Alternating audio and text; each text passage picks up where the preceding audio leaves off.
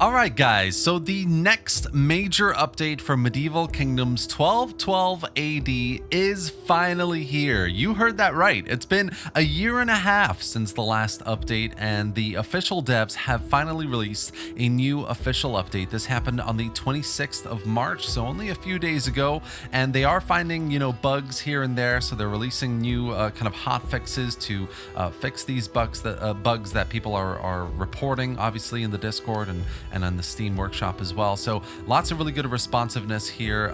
But what I want to do today is look into what this change log is all about, what has actually changed from unit stats on the battlefields to campaign AI changes to start position changes, unit roster changes, lots of interesting stuff here. So that's what we're going to do today in this video. Let's get stuck in.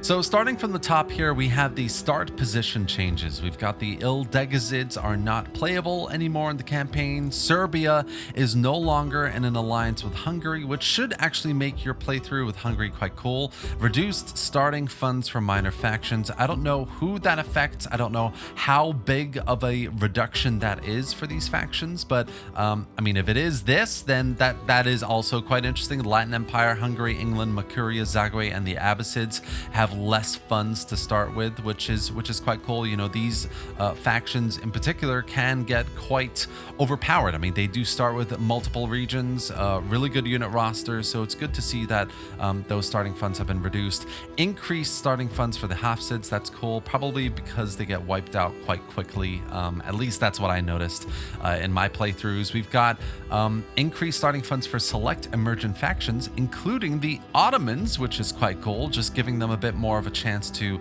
survive. If you're the Seljuks or if you're the Byzantines, you've got that rebel army springing up in central Anatolia, and it's the Ottomans. That should make things quite interesting if they have a bit more money to play around with. Increased horde building levels that start for the Golden Horde and the Inkalnate. The changed Almohad starting army at the Las Navas de Tolosa. So this major battle that you start with as the Almohads or as one of the Christian factions, obviously some unit changes here, which I guess is cool. I'm not sure it's going to have a massive impact, but I'm guessing it's more for historical immersion than anything. Noble Estate at Fez replaced with Barracks. Constantina Market and City upgraded level 1. Almadia Fort upgraded 1 level. Barca and Mersa Matruh Walled City replaced with the level 1 forts. Timurids now spawn with tier 2 techs research. So again, kind of quality of life stuff, trying to make things a bit more balanced. Timurids with the tier 2 techs is quite cool because obviously they do spawn in later in the game. So most other factions will have their tiers quite, their techs quite heavily researched anyway. So it's just bringing them up to speed with the rest of the campaign essentially. New complete faction unit rosters for the Holy Roman Empire and the Latin Empire, as well as revamped faction unit roster composition for the Golden Horde, Ilkhanate, and the Khwarezmian Empire, and updated faction unit visuals for the Teutonic Order, Kingdom of Hungary, and Kingdom of Bohemia. So there is a massive amount of work here to get unit rosters into a more polished and refined state, much more playable, units being shifted around here and there between factions, removed, added in for immersion and balance, of course, as well. So some really good work here just to, unit rosters in MK1212 are already in an amazing place. Just to finish this off in this way before hopefully a big massive update for the campaign and maybe a high era campaign as well, or a late era campaign rather, is going to be absolutely massive.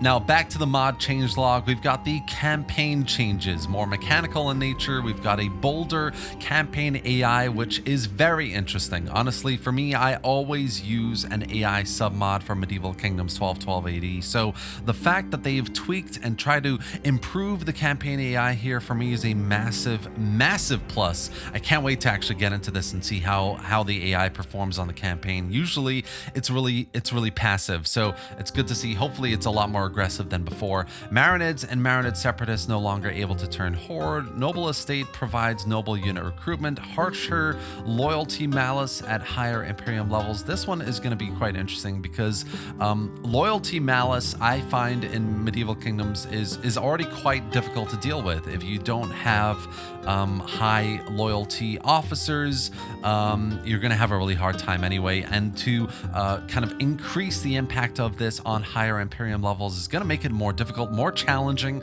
in your campaign, which should be quite cool actually. Just adding another layer of difficulty into your playthrough. Mercenary camps provide small tribesmen population growth, which makes sense. Increased AI agent budget. I often find that there aren't that many AI agents on the campaign, so I wonder if this is going to help with that, improve the AI, just recruit a bit more agents. That should be quite cool. Increase vassalize CAI weighting and decrease liberate CAI weighting. So this just means that the AI is not going to really prioritize vassalizing, or no, sorry, they are going to more so prioritize vassalizing factions now and decrease taking regions and liberating them. So that's quite cool. I don't really know if the AI vassalizes that much at the moment anyway, so hopefully that will make a big impact. I'm interested to see how that works in playthroughs. And then decreasing liberating AI.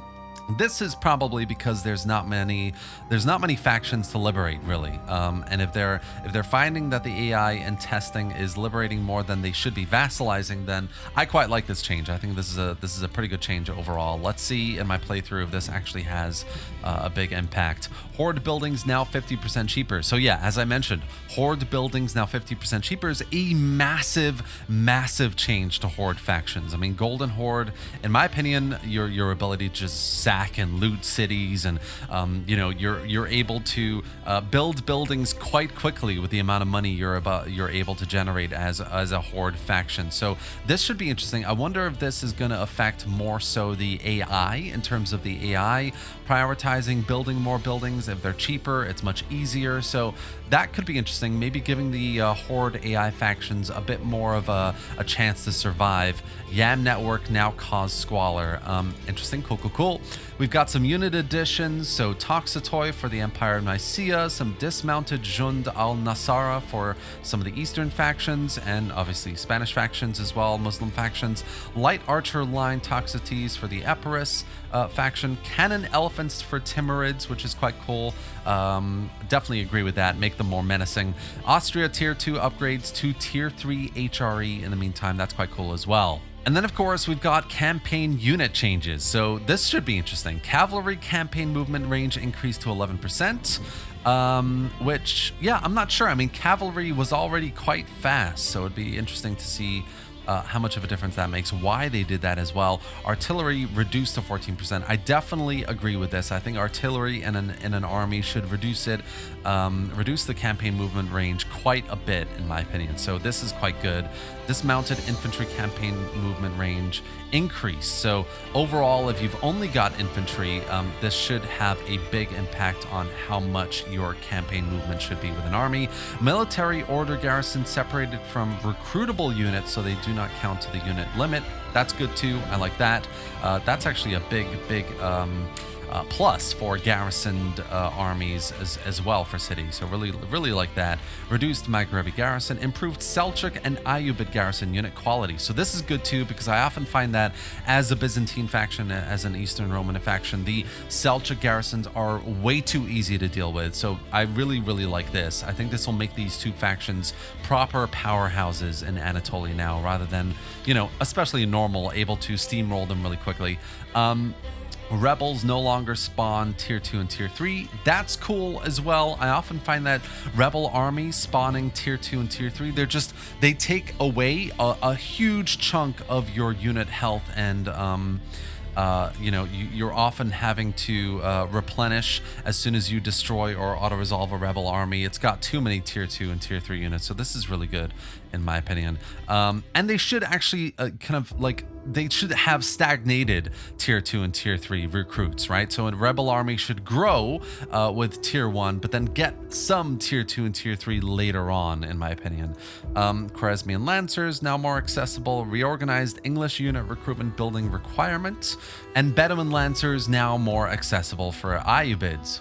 Next up, we have battlefield unit stat changes. Now there's some big changes here. Battlefield ground effects introduced. Terrain types now provide bonus and malice to units in battle. So if your units are running through a muddy terrain, or if there's an elevated position, they get a bonus, etc. All of this has a much bigger impact on your battle kind of like progression and how your units behave. That should be really interesting to see how that affects things. Hybrid shock bow cavalry have Parthian shot and shoot while moving, which is quite cool for hybrid shock bow cavalry. A few of these are quite kind of like specific to certain units, which I'm going to skip. Give horse archers shields, which is quite cool. Reduce charge run distances is also a massive change. Interested to see how much of a reduction that is. The arquebus range has been increased. AP damage reduced a bit, traded with normal damage. So normal damage should be a little bit higher. Set civilian weapons to MK1212 standards, which is quite cool. Actually, I quite like that in terms of immersion. We've got, reduced pike cone of attack when in pike wall. Guessing making them just a little less effective in battle. You've got expert charge defense attribute to square formation, which is quite cool. So square formation is going to be a much more OP formation to use in battles. Increased English retinue longbowman men count. So men count increases for some of these units, and then wedge formation changed into maneuver formation. No longer provides a charge bonus, but increases turn speed and charge speed. So interesting change there for cavalry charging especially. Next up, unit visual changes. So we've got some unit visuals for various units, but also animations. So we've got some really interesting new animations for some of these units, which is quite cool as well. Crossbow animations, standard bearer animations, which is quite cool. Trebizond unit cards have been changed up. Very cool. And then finally, we have bug fixes. So we've got some bug fixes here, but I'm sure there are lots of other bug fixes as well that haven't been added in here. So lots of really great stuff in terms of, general fixing, general quality of life with this update. And obviously they're taking on board community feedback and being quite responsive with game breaking stuff and hot fix as well. Some really good work here by the team to bring the mod up to speed a little bit more into modern standards, and hopefully this is leading up to a much bigger update in the next year or so that will see us finally be able to play that expanded campaign map, and potentially even further down the line a high era campaign as well. And that's essentially it for today, guys. I cannot believe it's been over a year and a half since the last Medieval Kingdoms 1212 AD update, and it is finally here. I think it was worth the wait. There are some really great bug fixes, some quality of life changes here as well. I'm very interested to see how the AI performs and behaves in the campaign. Interested to see how the Golden Horde plays with now reduced building prices, with a much more revamped unit roster, especially with the Holy Roman Empire and Latin Empire as well. Their unit rosters should be really interesting. New assets there as well. Lots of really cool changes here. I can't wait to see how this plays out on the campaign and in the battles. And yeah, that's it for today. I hope you enjoyed this video. If you did, give it a like, drop any thoughts or questions in the comment section below. I've dropped a link to the Discord below, to the Steam page obviously as well. If you want to get in there and try it out, please do, and let me know all of your thoughts in the comment section below. And absolutely drop into the Discord and feedback with any bugs or crash issues you experience yourself. The team is very responsive right now, churning out hot fixes every day essentially until it's in a polished and stable state. So really do get in there and feedback with any issues that you experience. I'm gonna go play some Medieval Kingdoms 1212 AD now, and you should too. Subscribe to the channel for more videos just like this, and thanks for watching, guys. I'll see you next time.